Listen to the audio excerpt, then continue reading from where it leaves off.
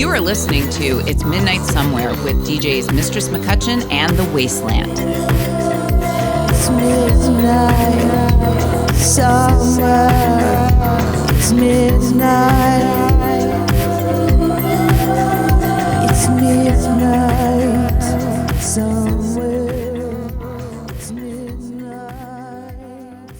Hi, this is Mistress McCutcheon coming to you from downtown Toronto. I am accompanied by The Wasteland, my DJ partner in crime, and we've got a couple things going on today. First off, I would like to bring up the emails that we've been receiving about the show. Again, thank you so much for listening and for writing in because we do appreciate your feedback. And we're going to start making an effort, especially when people ask questions, to address them on the show. That way you can tell we're actually reading them and we'll respond to you here as a little thank you and an acknowledgement. So we did get a question from Thomas asking us if we suppose Al's political outspokenness has become a shtick that helps sell records. And I would say, in regards to Ministry personally, I think it has to a point, because there was a quote in an interview somewhere, I don't remember because now it's 15 years ago, that he said, when George W. Bush came in office, he released an album. He said, well, the last time a Bush was in office, I went platinum, so maybe it'll happen again. And I think at a certain point, it's become somewhat of a shtick. It's definitely become the outspokenness. It's kind of like expected, or it's comfort. But, there was also that whole rock the vote push with Lollapalooza, and I know he was involved with that. So it's hard to say. It's definitely hard to say. But I think at a certain point, it just became part of what he does with the music. And that's really the only thing he recognizes outside of what he's doing with his music. Unless Laura has another take on that. No, actually, first of all, thank you for listening to the Ministry episode. And yeah, I think it's a very interesting point. It's a valid question because the things that you do to get attention to sell records, I mean, has he gotten shticky with it and really been outspoken in order to sell? It's possible. I mean, one of his last albums was called Americant, and it was triple Ks. Right. Right. So America KK can't. Leaning into it. Yeah, leaning into it a bit hard. All right. And then we also got an email from Michael with an episode suggestion going into the history of the Toronto goth scene. And that could be worthwhile. We'd probably have to get a couple of guests because I know our knowledge only goes so far. Right. Considering when we moved here, I mean, I moved here in 2007, and it's funny because a lot of folks will say, well, you remember back in the 90s at Savage, blah, blah, blah. And I'll be like, no, actually, I don't, because I'm not from here. And you moved here a bit later. 2013. So quite a bit later. Yeah. Quite a bit later. So, yeah. But I like the idea. It is a good idea. And I think, in the vein of reaching out to other people and finding out what's going on in their scenes, it'd be interesting to take a look back at our local level as well. And maybe people would be into it. Yeah. But again, drop us an email. Tell us what you think. If you're keen on it, yeah, let's get into that. Let's kick off with some Cult Strange. Here's Slave to the Algorithm.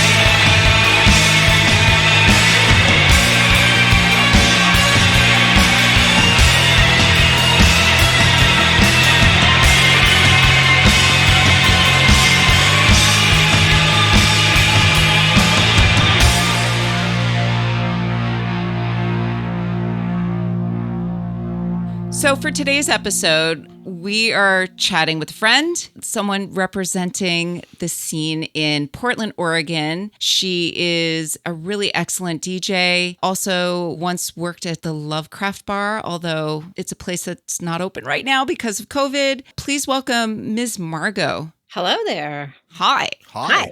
And Lovecraft Bar is now getting renamed to embrace the fact that people aren't thrilled about the man's history. So it is now going to be called the Coffin Club. Nice. Yeah. It still will be a horror themed. It'll still look all the same inside. But yeah, just trying to like not revere the person that he was, but his works and also just horror in general. So yeah. Gotcha. Yeah, no, that's very cool. So you're DJing via Twitch like many of us are these days, and you've got a couple different events going on. You've got Sleepwalk and Sex Beat. Uh-huh. And then Miserable Mondays. Nice. Which are basically more moody Mondays, but that name was already taken. And I like Miserable Mondays. Staple hand to forehead. It's always good to take advantage of some alliteration. Now, you started DJing on Twitch because we all are inside. No one's going out to clubs. It's going to probably be a while until clubs come back.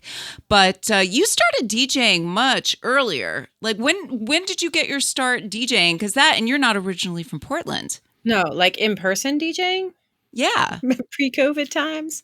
In San Francisco. I moved to San Francisco in 94, and I think I started getting involved in clubs around 95, and I think more officially DJing around 96. And Dark Sparkle, which was my first actual club that I was resident DJ and helped run and produce, started in 99, in June of 99.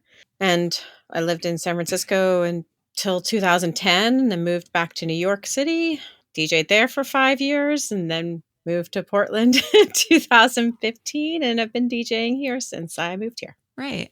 Cool. So, and you've been running several different events. How was it making the transition to DJing online? I kind of rather enjoy it. I like having my own space and not having drunk people come in bashing into the DJ booth and harassing you to play something good, or can you play Depeche Mode, or I'm like, I like Depeche Mode, but I'm playing an alternate track right now. Can you play something I can dance to? Can you play something I can dance to? Can you play something good? Gosh. Yeah, all that. Just like, or just also because I like curating, I was on Tuesday, so I could sort of do my own thing and not be like bangers for the weekend. It was like, I want to curate something interesting and special. So just when you're live, people are just like, I just want to hear the hits no matter what night or whatever you're trying to do. You're like, I try and present it in a way that it's like something special. And I like being at home. You can just do it all the way you want. And if 20 people join, fine. And if 150 people join, even better. But you also have a worldwide audience instead of your particular picky at home audience. Yes, that's true. That only wants to hear the tracks from your scene. Yeah. Right. Do you find that having especially DJ'd on both sides of the country, or the continent, I should say, that you get people coming in from San Francisco and New York that remember, hey, I remember when they were DJing here, and now I can see them online. Yeah. I have friends and I guess you would say fans from all over the country that have tuned in and or gone to my nights in San Francisco and gone dancing when I was DJing in New York. And they're excited to hear me online because now they don't have to travel. And they're like, I always enjoyed your DJing, and now I'm excited I can tune in. So that's kind of cool. And then just being able to reach international audiences. I have a whole group of Europeans out there now that tune in like late at night towards the end of my set because they're starting to wake up, and there's a couple of them that call themselves the Breakfast Club. It's really cute. They eat their cool. They eat their muesli and drink their tea and tune me in, and they're like in France and Germany and England, so they aren't even around each other, but they're all joining in online on my shows. So that's cute. And then the Aussies started finding me too, so that was awesome too. And it's like afternoon or something like that towards the end of my set, I think. And they're just like, tuning in. Got to go to work now or whatever. Yeah, it's really nice. Yeah, the worldwide audience has been really great and embracing, which is quite nice. Yeah. For sure, for sure. Because that, and I mean, in the before times, was there a lot of options as far as clubs or events going on in Portland? Because Portland's known as, I mean, people think of the show Portlandia and how it's not just a sketch comedy show, but it's kind of documentary like because there's so many isms that are just really true. Yeah. Similar, yeah. There is a good scene here. The main events are Hive on Sunday nights, and then all the things that happen like at Lovecraft / Coffin Club. Right. But there's also a bunch of events all around the city, just at different bars and different venues. But the two main spots I would say are Star Theater, where Hive is on Sundays, and then Lovecraft, which Thursday Shadow Play, I think is one of the longest running goth clubs here in Portland. Okay. Cool. Yeah. And since we're now living in COVID times, I mean, the atmosphere is very different. Mm-hmm. And we've been getting a lot of news about the protests and things that are happening in Portland. How have you been faring through that?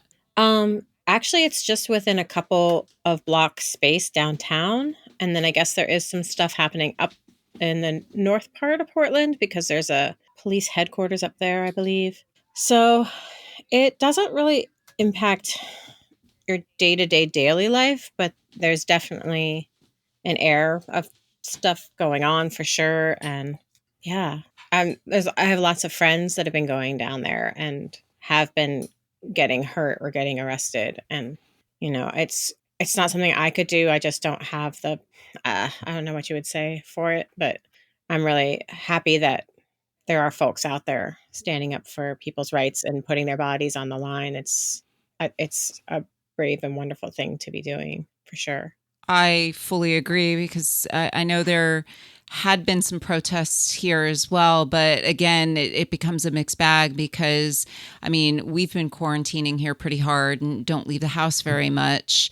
And going to a protest where it's really crowded with people, although there wasn't any evidence of spikes in cases during it because people were playing it safe, which thank goodness. But yeah, it's a difficult thing if you're going to make that decision to go and possibly get hurt or arrested, or if you're able to, because I mean, I know there's unemployment's really high. And if you don't have a job, you have time. So that's one thing that can help people get out there and do stuff. But if you are working, it makes it difficult. How are you going to fit that into your schedule? Yeah. Yeah. I don't know. I just feel like I'm working all the time because I've been working from home since March. Oh. Yeah. I had some time off and now I'm ready for more. So Fair. So to bring it back to music, though, having, again, crisscrossed the country, local scenes and all that, has there been a big variance in what goes over with the crowd between San Francisco, Portland, and New York? Like, I'm pretty sure West Coast, East Coast, probably pretty different, but, you know. Yeah. There's a lot of similarities, of course. There's a lot of this, you know, people always ask for this corrosion no matter where you are. But 4 hours of but this there's corrosion. definitely, yeah. But there's definitely certain tracks that I find that when you go in one city, you play it and it just like packs the dance floor, and you're like, it can be your go-to song when you're just feeling like, I just want to get people out there. And then you try it in a different city and it clears the dance floor. And it's like, what the? I found that Pluto Drive in Portland doesn't work so well by the Creatures. Yeah. I've had it clear the dance floor a couple times. I know it works sometimes at Hive. They're a little bit more swirly over there, but for some reason, like in San Francisco, no problem. in Portland, it just seems to be not as popular. All different tracks. You just have to try and error, which is kind of nice too, because it keeps you on your toes. Yeah, it's funny how there's certain songs that are very regional. Yeah. And here it'll be one thing, but then you go to a different city and it's a different thing. Because I remember DJing in Ottawa, the Chameleons playing Don't Fall. If you're playing Don't Fall in Ottawa or in Montreal, it goes over really well. But in Toronto, it's definitely Swamp Thing. So it's like, Yeah. oh, that's really interesting, and kind of making note of these regional differences. Yeah. What's one of your go-to songs to get a dance floor going? It really depends on like what sort of genre night I'm doing. Like I know it's all basically goth stuff, but for a while it was Boy Harsher, Pain. Oh, wow. Okay. Yeah, I think in that works Portland, everywhere. that song just yeah. Yeah, this corrosion. It's not really one of my go-tos, but it's like definitely. And in Portland, definitely anything Depeche Mode Huh. for sure. Okay. But yeah, as far as my go-to songs, it kind of changes. It kind of changes on what my moods are. I'm like, I know this will work, so I'm gonna play it, and I do that for a couple weeks, and then something else will catch my ear and somehow catch other people's ear, and so I'm like, all right, I'll use that one. Yeah, it's funny to test things out and see what gets a reaction Mhm. and what works, because it's so much harder to see people's reactions DJing over Twitch. Right. And you don't have to keep them dancing. You can like play cool tracks and people all go, wow, I love this track. Or, oh, I haven't heard this in a while. Instead of like live, you put it on and it's like Yeah. tumbleweeds. Everybody Yeah. You're goes like, out for a oh. smoke at the same time. You're like, oh, that Yeah. didn't work. That didn't work. And then maybe a friend will be like, oh, I hadn't heard that song forever. That was a really cool track. And you're like, why didn't you dance to it? You left me hanging. It's just like a whole different thing. Like people will sit in the shadows and enjoy your night. But like if they're not on the dance floor when you're in person, it's so like, are people even liking this? Am I doing a job? What am I even doing here? That Whereas is on so true. So on Twitch, I feel like Yeah. if people want to dance, they're in their living room dancing. And if they just want to lurk in the shadows, they're just tuned in and they're making dinner and enjoying what you're playing. And I'll pop on and just be like, I love this song. And you're like, which isn't an opportunity a lot of people feel comfortable doing in it with a DJ booth dance floor setting. They just will be sitting in the DJ in their table and being like, oh, I love this song. But I don't know that. Right. Right. I'm just like, the dance floor is empty. Okay, now I'm just going to play some bangers and I'm not going to be happy, but I'll put the dance floor happy. So whatever. So what's a song that you've played on Twitch that you got that, oh my God, reaction that you didn't expect? Like one of those weird tracks you weren't expecting that Oh, I kind mean, of reaction. it's amazing that like Screams for Tina has gotten this like crazy resurgence. Yeah, I've I noticed noticed that. that. And Screaming Dead and like all these like old school death rocky goth bands that when you dig them up live and in person, people are kind of like, meh. But lately on Twitch, I feel like people are kind of going nuts for it. So that's cool. And last night I had my Sleepwalk Effigy edition, which is fourth Tuesdays, which Effigy, like the Ministry synthy song. So it's all like synth stuff. So it's harkens back to when I was DJing the Weird Party in New York. So minimal synth and then like all the synth stuff that's coming out now and just like just blending it all together. And like I'll play weird French cold wave stuff and people will just be like, oh my God, I haven't heard the song forever. I love this track and this is such a great song. And not since Nice. the Weird Party did anybody even care about this stuff. If I tried to play it at another night, they'd just be like, this is interesting. But since you have this broader audience, you have a broader appreciation for what you're doing. Yeah, I'm finding it's nice that people are sort of revisiting older stuff and going, oh, yeah, this is the thing. This particular song, this particular band hasn't been played on a dance floor in so long. It's new to them again. And people are able to appreciate, like Screams for Tina is a great example of that. Yeah, it's really interesting. Yeah. But besides playing some of the older stuff, what newer bands have you been really into? What's caught your ear lately? Oh, I mean, without fail, Dancing Plague. Connor is from Portland, and I saw him play a show at Lovecraft, like maybe the second year I lived here. And I was like, oh my gosh, this guy is amazing. And he just has continued to grow and evolve. And just always, every track is just like, fuck, the song is so good. And then he started Nice. doing this project, Psychic Guilt, with his partner. And she adds this feminine aspect to it. So there's this, and I'm not huge on female vocals per se. I like some, but I'm kind of picky about them. But hers, just with his, I love it. I love Dancing Plague and Psychic Guilt. Okay, Yeah. we're going to make sure that we have those links to put into the show notes later Yeah. for sure. And they're local to Portland, because that was going to be my next question: is who are the bands? Who's local? What's happening as far as like people who are playing stuff in Portland? I would say probably also Susan Substract. They have been DJing. They were formerly of High Functioning Flesh, Oh, and now they are Physical Wash. Yes, so their shows have been pretty awesome as well. Nice. So that's good stuff. I mean, there's bands I like going and just like seeing. Well, sometimes it's just sort of like, oh, here's your friend's band, or oh, you come see this band, which, I mean, I really miss live music these days. And this was going to be the year for concerts, and there were so many bands coming through, and everybody had to cancel. Yeah, it was definitely lots of stuff from outside of Portland. I mean, there's a huge music scene here, and I love seeing a lot of live music, but also with working at the bar, it's always work. So then like dragging myself to a show is always like, okay, I'm here. I'm at the show. It feels like work. That's Ooh, fair. that's rough. Yeah. That's the thing is like I've been a DJ for a long time, and then I became a bartender. So then like trying to balance your work with your pleasure, and then they're kind of the same thing. And then it just kind of becomes you have to go out to also promote yourself, to promote your nights, and then you're out and it feels like work, and then you're out working, and then it's just like so going out sometimes became like that's why I'm liking Twitch times. Yeah, it's a little bit less work but you're right though, because if you go out, you have to kind of get people to remember that you still exist, and people see your face and go, oh yeah, and you're DJing at blah blah blah, and right, and then staying relevant. Yes, exactly. The kids call it.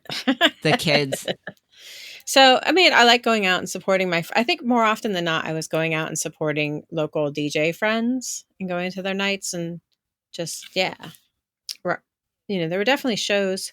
God, the thing is, Laura, it's been 5 months since I've been out, and I can't even remember things anymore. Oh, I barely remember what day it is. Holy cow. So I'm like trying to remember local bands and things that I did in the before times. So it's like almost like I've been so inundated with Twitch and all the new shows and all the new friends and all the new DJs that I'm currently involved with, and finding new music that like that's been encompassing the fore part of my brain. Like, yeah, I think if I had some notes, maybe it could have been a better answer for that question. No, I figured the before times. Yeah, the before times. Well, I figured we'd just, hey, we get on a call and this is a conversation. Let's just shoot the shit and see what happens. Because it's just more organic that way, I guess. Yeah, of course. But yeah, I mean, just you're not wrong. Like, it's just been really difficult for fucking everybody. Yeah, and it requires a lot of brain power because I'm not a tech person. So like I was like gathering together audio interface. My partner Aleph helped me with that and figuring out some of that and getting the gear and getting the cords and trying to figure out technology. And then I spent like probably the better part of, lockdown went in March. So the better part of April, once people started twitching, like getting over my anxiety with technology and just watching Twitch streams and just seeing how it all works and what makes a good stream and what makes a good angle and what makes a stream something I want to watch and what makes a stream something I want to subscribe to and what makes, like, how are these people doing these things that are making it not just I'm sitting in my bedroom playing music. Yeah. It's true though. So like, the emotes and everything I started to get really excited about because I'm like, if I have cool emotes, then people are going to want to pay that $5 a month and be able to use it. So I've been like digging around on streams. I'm like, that's cool. But if I did it this way, or if I did that and I did that, and then things that are personal to me and little things just so that it's like very me kind of stream, but very something that I think will be something people would like. and people will have fun with and will want to participate in and want to join in and want to subscribe to my stream and follow my stream and all the things that the reason why you're on there doing it because you are an entertainer and you love playing music and you love making people happy with music.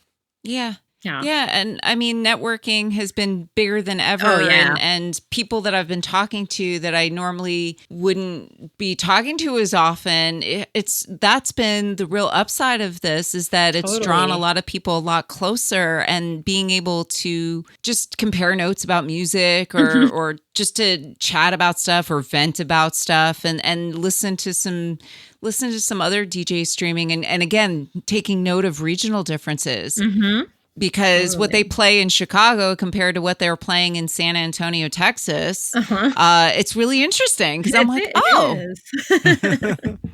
I haven't heard this, or oh, that's something I don't know, or seeing DJs in Germany and you know the European DJs how they're playing, you know, what kind of things they're playing. Yeah. The Aussies are kicking ass too. I'm just like, oh wow, I have like 4 sheets of notes here of just songs and music and stuff I want to play and stuff bands I want to look up, and I just sit on streams and do homework, you know. It's like, wow, that's cool, that's awesome, I haven't heard that band, I'm gonna check out the rest of their stuff, and oh my god, I forgot about that song, and yeah, you're only increasing my need for time off.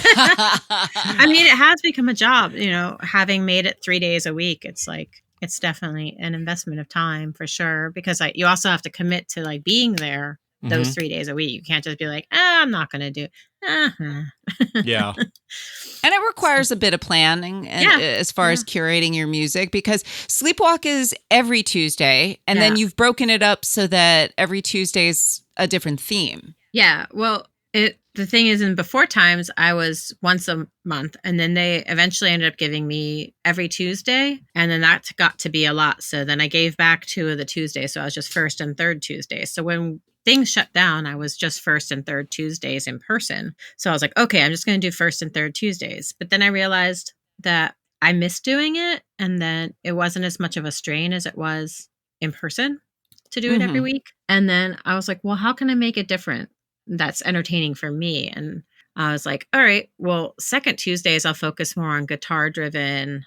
like death rocky, Batcavey kind of that aspect, so I could just delve into it. And because with Sleepwalk I like playing new and classic and synth and death rock and post punk and goth, and I always feel like I like keeping a sort of momentum going. So it's not like I'm getting into like a huge rock block of just goth, and then people are like, boy, harsher. And you're like, okay, I'll go there. You have to work your way back to it. Yeah. So on those, and I don't mind doing that, and I love doing that. But I also want to just be like, I just wanted something nights where I could sink my teeth into things. So yeah, so second Tuesdays, I just do all the guitar, death rocky, rah stuff. And then fourth Tuesdays, I do the synthy stuff. So I could just break it up a little bit for myself, but then keep relevant by being on every Tuesday. So I'm always there doing something, and get people used to the fact that I'm not just a one-trick pony. I know a lot of music.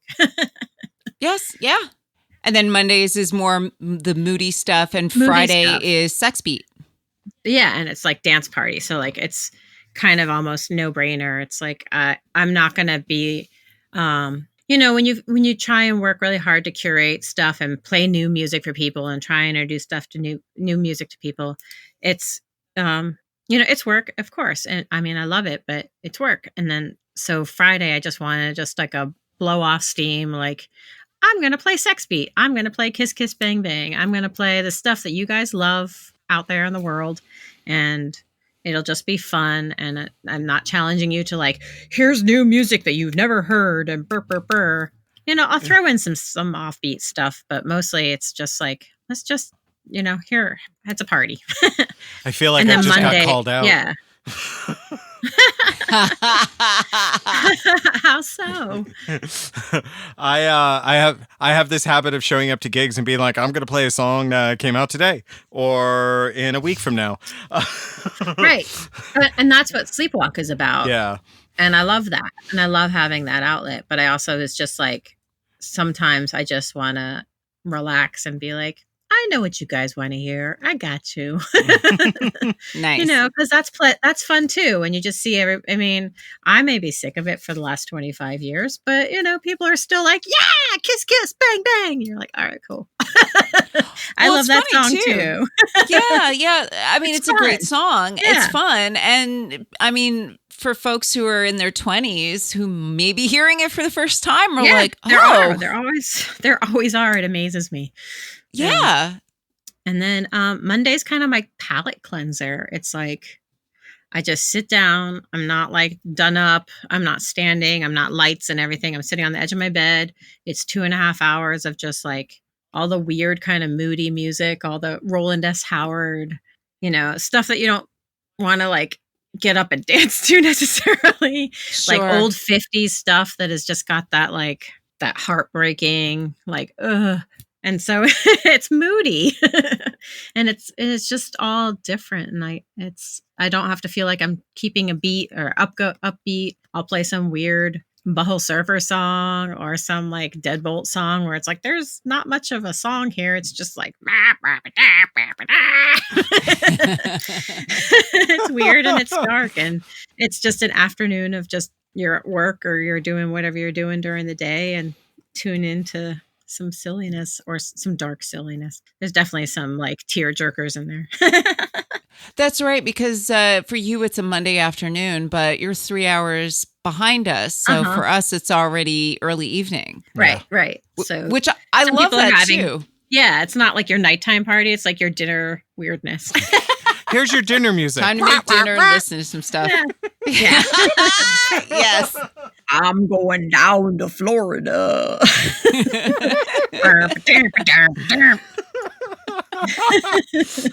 Honey, this is delicious. Pass the salt. Oh, dear Lord. But yeah, so that's fun too, because I like mixing in, you know. No, it's nice because then it's not just one flavor the whole time that you're on, and that you're I change on with my such screens all the time too because I'm like crazy like that. No, but it makes sense because it's not just one flavor. You're on with regularity, so people want to catch what you're doing and just realizing, oh, okay, well, what day is it? What does that mean? What is it that you're going to play? Yeah. Because the fact that Sex Beat comes on, it's 9:30 Pacific time. It's actually 12:30 for us. So if we're doing a Psalms and it's either me or Jay spinning, that means we can raid you after, which makes it really easy for us. So I love it. It's like, all right, let's go raid Margo. Yeah. And dance to a couple songs and go to sleep, and then I'll take over. And then last week, it was the Europeans, and then at some point the Aussies raid out. There was an Aussie show, like the New Order Melbourne, Melbourne folk, and Poisondorf and New Order Melbourne, and all those Melbourne folk all got in there. I was like, yeah. Nice. And they were having fun. It's good. Oh no, that was Saturday. That was Saturday when I guested. I did a guest spot with Chat Noir. Oh, from that's Sacramento. right. That was Seance, wasn't it? Seance, yeah, that was fun. I like the late night raids. They're fun. Yeah. Well, then it's great to just kind of poke around on Twitch and see who's on and follow the folks that you find interesting and go, oh yeah, let's go check that out and have a couple tabs open and bounce around a little bit and see what's going on. I'm all about the multi-tab Twitch. Sit there with your Shazam going like, what's this? I need that. Yeah. It's true. You make your lists for Bandcamp. Oh my God. So many lists. And then there's the stuff you find on your own and you're like, well, now what do I buy? Oh, it's Bandcamp Friday. Buy everything. Yeah. Buy everything. Yeah. Any tip money comes in, it's like, great, that's going back into Bandcamp. Yeah. That is precisely what I do exactly after we sign off a prophecy. Because whenever we do full prophecy, it's Bandcamp Friday. So it's like, oh, hey, that's gone. Yeah, it's true. Well, because that and Bandcamp Friday is the first Friday of the month, and they go until like 3 a.m. Pacific time, or 12 a.m. Pacific time, which is 3 a.m. for us. Right. Yeah. So we still have until 3 to go buy music. Yeah. Nice. So we wrap up at at 2. And that gives us an hour to go buy everything. Be like, okay, I need this. Go get it. And Twitch has also been great. And the reason not the only reason, but one of the other reasons I decided to stream more is because our government was doing the $600 bonus to the unemployment. And when they took that away, I basically just make my rent with unemployment. Oof. So in order to pay bills, and I went on food stamps, and in order to pay bills, like basically my internet and my phone and my car payment and everything all comes from tips on Twitch. Yeah, literally. So just to boost that, tip your DJs, people, because a lot of people are really counting on that. Yeah. And that's also why it's like the subscriptions are nice, and it's like monthly, so it's like $5 once a month for each person. But then when there's a couple hundred of them, then I can keep my lights on. So then here's a question for you about Twitch that I've been wondering. When you switch to, affiliate status, which runs the ads and all that, did you get any pushback from people, or were they just kind of okay with it? Everybody seems to be pretty okay with it. I was monitoring that personally myself for a second, because I had gained affiliate status early on from just streams that I've been doing and everything. But I didn't switch to affiliate because I was like, the ads, but do they really bother me? Do they seem to bother other people? And honestly, I was like watching some people that I thought wouldn't have done that, and they did have the ads, and I was like, okay. And people don't seem to be bothered. They seem to accept it. And the thing is if you have the cool emotes, then people pay the $4.99 and they have cool emotes, and then you don't have to watch ads because it takes away your ads. If you subscribe, okay. If you subscribe, which decreases some of the ad revenue for me because it's not running for every person. You can switch it so that it does. I think there's a thing you can switch that it runs for every person, but it only runs if you're a non-member of that channel. Yeah. As far as I can. Yeah. We've been kind of holding out because we're like, ads, but every little bit helps. Yeah, exactly. Gotta buy more music. People are kind of used to it. It's kind of like, it's like if you're on YouTube or you're on Twitch or anything, it's just, all right, ad. Okay. And sometimes I'll click on a channel that has ads, and then I'll open another tab and watch another channel for a while, and then the ads will finish up. Go back. And then you switch over. Yeah, that's fair. But no, I didn't really get much pushback. But like I said, I also like to offer people something in return. So I always make sure that I have fun things like emotes. And I got really into like digging in, like, what else can I change? What else can I personalize of my channel? Because, like the channel points are creeper cats. So they're a little cat in the corner, and all the different things you can do with channel points. Like, it's not just like unlock a random sub emote, it's do this or do that, or a double shot of a song that's playing, or right. Like all the fun things. And then if you like, cheer a bunch of bits, then you get like this other emote and all the things, so that keeps people engaged, keeps people, then I don't have to worry about ads. Very cool. Yeah, that's fair. So, all right. So you were talking about some of your favorite Portland bands earlier. Why don't you pick a song and we'll drop that in? So, I wanted to say that one of my, like we said earlier, that one of my favorite local bands is Dancing Plague, and then their side project is Psychic Guilt with Connor's partner. And I want you to play the song Haven by Psychic Guilt. On your knees, you're begging in silence. You're telling me my love is violence.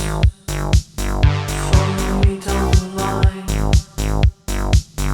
Tell me I'm chasing you this time. I'd love to haunt you with my mind. I'd love to haunt you with my mind.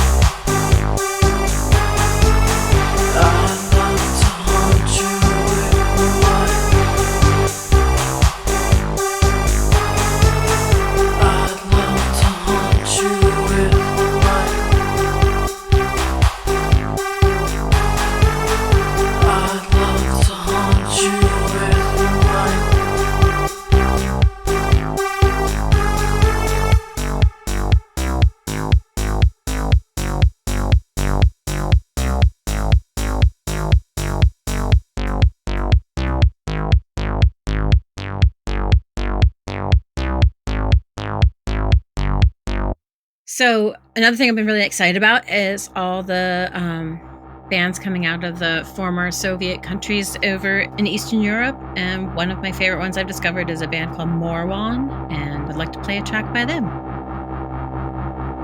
Волны далеко смотрят глазами, в танце кружат до утра, манят руками сосны на очах.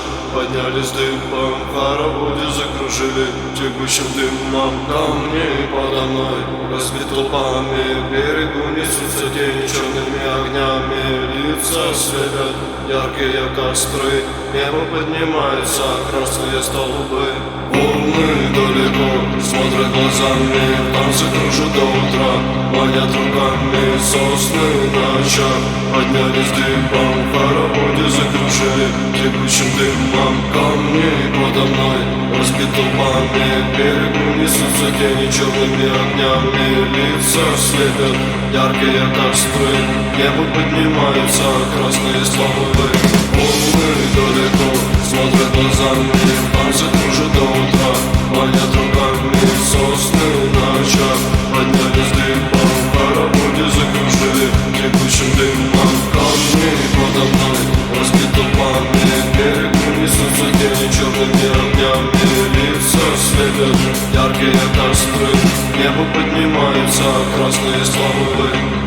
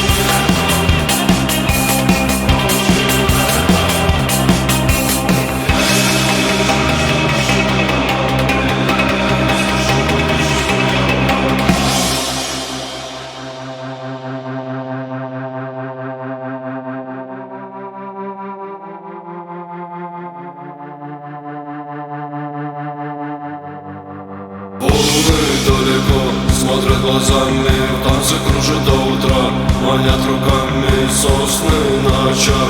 Поднялись дыбом, в хороводе закружили текущим дымом камни подо мной.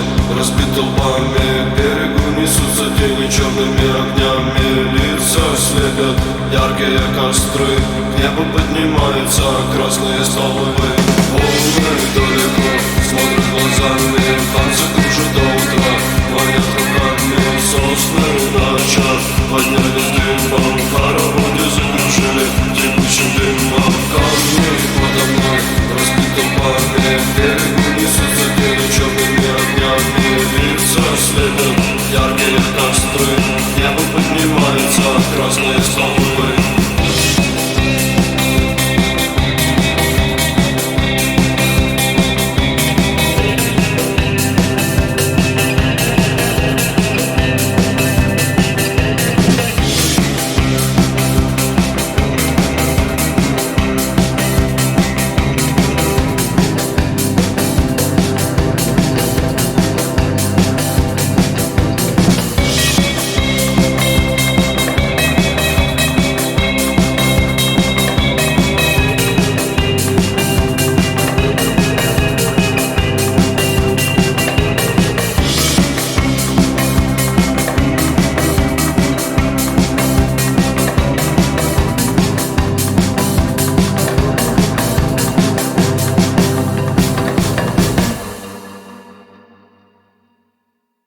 just been tough. I mean, been a it's lot. totally a lather, rinse, repeat kind of life right now. And it's been really difficult because we're all collectively experiencing a trauma and it's so stressful and we're not really living right now. We're just kind of existing. But music makes things so much better. And the connections. I really do think like I connect more with people off of Twitch. It sounds, I mean, maybe it's shallow, but it's just like I feel like I reach more people. I'd agree with that. Because when you DJ and with I bartend as well, it's like you've got that barrier in front of you in a way, and I feel like I'm more interactive with people. It's true. I think the same thing because normally when I'm DJing, I can't talk to anybody because I'm not going to really be able to hear you, and I'm working, so I'm focused on what I'm doing. But if you could see it in letters, you're like, oh, he just said blah, blah, blah. And they're like, give me a second. And, you can do whatever. And they're not standing there staring at you. You're like, you cue up your song, you type out the title, blah, blah, blah. And then you can get to and then when you have a moment, then you get to the keyboard and you address whatever it was they said. Right. So much easier. Then it also omits all the dumb drunk jocks who wander into us sometimes. And they're like, you play Better Lugosi, he's dead. And you're like, oh, go away. Oh, my favorite I have version to of that. physically ignore you. My favorite version of that was I was doing a night in Hamilton, and somebody came up to me and said, "It's my birthday. Can you play Kendrick Lamar?" Oh, it's my birthday. Can you play Kendrick Lamar? And I literally looked him dead in the eye, and I was like, I don't know who that is. Yeah, I had to There's find not a lot out of who it pop was bands. after that. Yeah. Or I'll know it, but I'll just act like I don't. I literally had no idea who he was. And then like a week later, I bought a video game and it says this is a song from Kendrick Lamar. I'm like, this guy's awful. The kids like him. Whatever. Yeah. Not at my night. But it's also kids, like, get off my lawn. but with pop culture, they don't understand us at all, and they don't understand that we don't understand them. Right. And they just like, everybody knows who Kendrick Lamar is. Everybody loves Kendrick Lamar. And I'm like, yeah, but that's not where you are. No, yeah, exactly. What people don't understand is like goth clubs are shelters for us from the mundane world. It gives us a chance to sort of step away from that and be able to just be amongst people of our own subculture in a sense. So it's just something mainstream folk just don't seem to understand. I feel like. Yeah, it's very much a different, sort of a different code. Yeah. I mean, you can wear whatever you want, and mostly it's going to be black, and nobody's going to care. Right.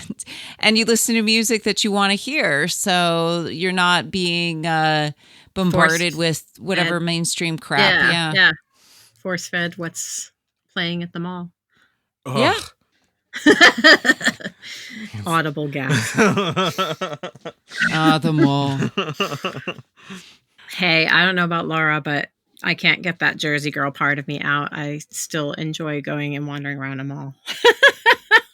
I don't have anything against malls because usually I can find Sephora, and that makes me super happy because even if I don't spend any money there, I can still go look at the colors and put color on the back of my hand and admire it, because that's totally what I do. I used to work in an office tower above the Eaton Center, and it was dangerous because Sephora was in the Eaton Center. So when I needed a break, I would go to Sephora and put color on the back of my hand. And just go, oh, that looks really nice. And I would get inspired because, as creative people, you don't know what's going to inspire you. Maybe it's because you found some iridescent red lipstick or something and that inspires you in some way. Or I don't know, maybe you see somebody in an outfit or you see something that gives you an idea, and ideas come from everywhere. And I am totally not against the mall, but most of the time and I understand why people are. You're like, no mall. But retail's struggling anyway, so this is the nail in the coffin for a lot of places. I mean, the fact that a lot of big box stores are struggling and like The fact that like an institution like Cirque du Soleil is now going out of business and they're done. Like they're massive. They're a household name and they're totally done. So I mean, it just goes to show that we're in just this historic monumental time where everybody's having a tough slog and you just, whatever makes you happy. Besides, if you're going to go walk through the mall, you just put your headphones on and you're listening to other stuff anyway. So you don't get bombarded with all that stuff. I was going to say the interesting thing I sort of look to as like, I don't know, silver lining about this all is it sucks. It sucks that so many things that we know and love are going under and disappearing. But I almost feel like it's a forest fire. It's like, the forest is gone and you're mourning the death of that, and yet at the same time, it allows for fertile ground for new and different growth. So I'm interested to see what will spring up in the wake of all this. Absolutely. That's the only kind of like positive, outlook you can kind of have about this right now is like, all right, everything's getting burnt to the ground. Everything you know and love, gone.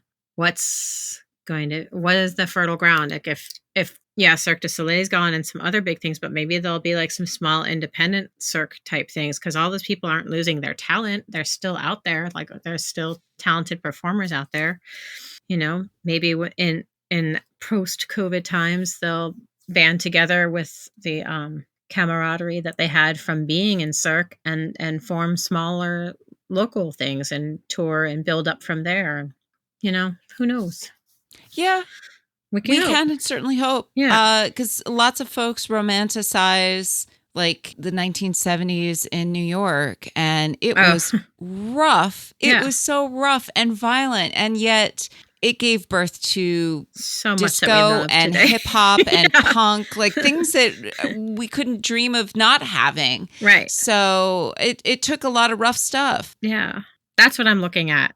Yeah. Art movements came out of that sort of thing. And I think other good things could come out of this. I think there's a lot of creative people out there that still are making things, doing things, and something new will come. We will get past this. It's tough right now. It's really tough because we've never experienced this kind of thing before in our lifetimes. It's like, how do you handle this? How do you process this? And some days are good and some days are rough. And then you go tune into somebody's Twitch channel and listen to some music and connect with folks. And yeah, it is a really good feeling. Yeah, that's something folks have asked me. They're like, well, even if we can start going back to clubs, are you going to continue to do Twitch? And I don't know exactly what will happen in the future. Like maybe I will just want to go back to clubs, but in my heart right now, I feel like I like doing this. And if I can keep doing it and still have audience, then I'll probably still keep doing Twitch, even in the after times. And then meanwhile, I'm like, yeah, but that'll just make people want to stay home and not come out to the bar and support. They're like, I could just sit at home and sit on my couch and not go support you in person. Like the ones who actually live in the same town as the DJ. Right. It's like sometimes like pulling teeth trying to get people out, I feel like. So I feel like that would give them an extra excuse. Like, oh, I was there. I'm just going to tune in on Twitch though. Whatever. I mean, you're never going to please everybody. Nope. It's so hard. And like pulling teeth is right because some people, oh yeah, want to come to your night. And it's like, you know what? If it's a priority, you'll make it a priority. If it's not, whatever, that's fine. Just, don't give me a lot of lip service. You either like it or you don't. And if you don't, that's fine. Just move it along. Who you cares? And I are so alike. We're just like, yeah. Just tell me. The whole like, oh, I'm totally going to be there. And then they're not there. I'm like, I get actual crestfallen because I'm like, you said you were. Like, don't say you're going to be there. If you're just say like, I'm going to try and make it. That's cool.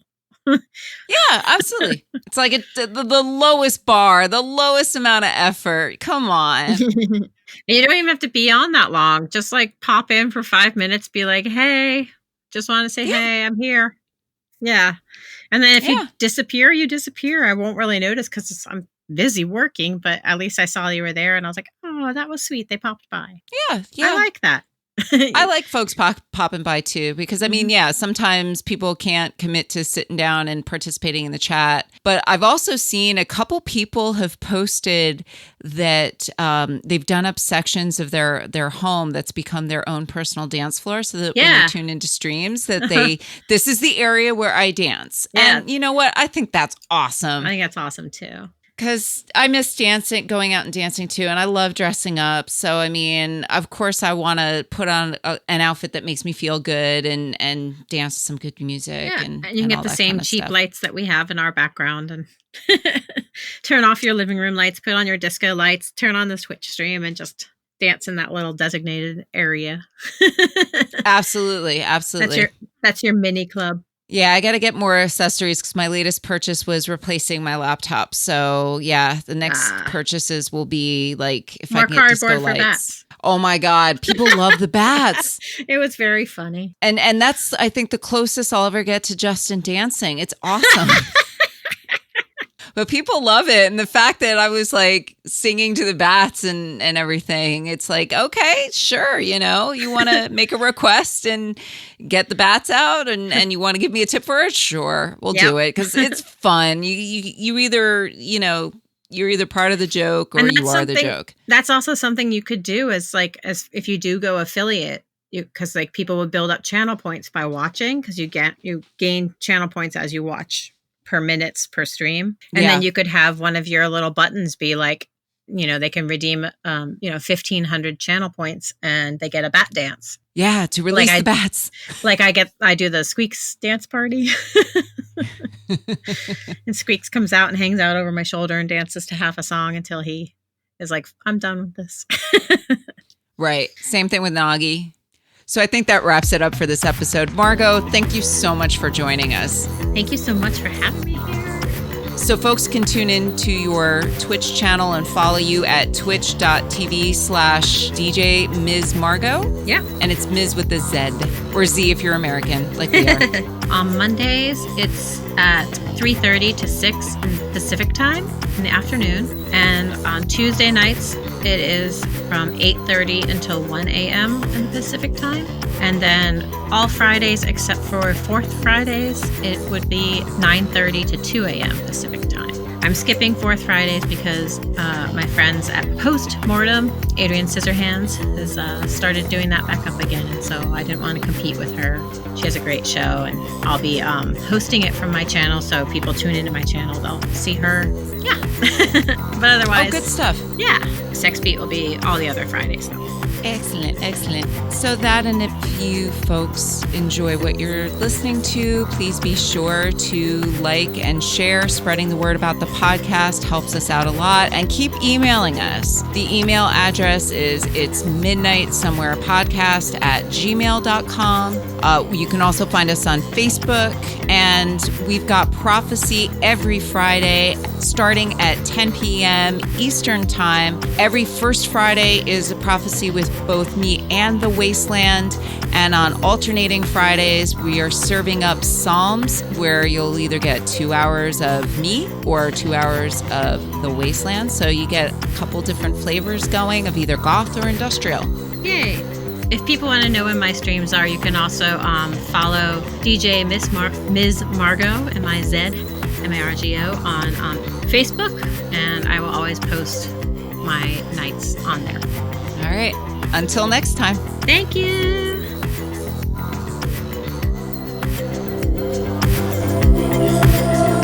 It's midnight somewhere.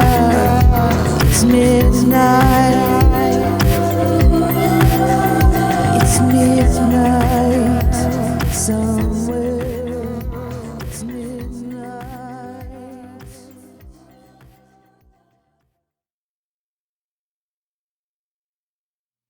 This podcast was almost called Don't Let a French Fry Loose in Mexico.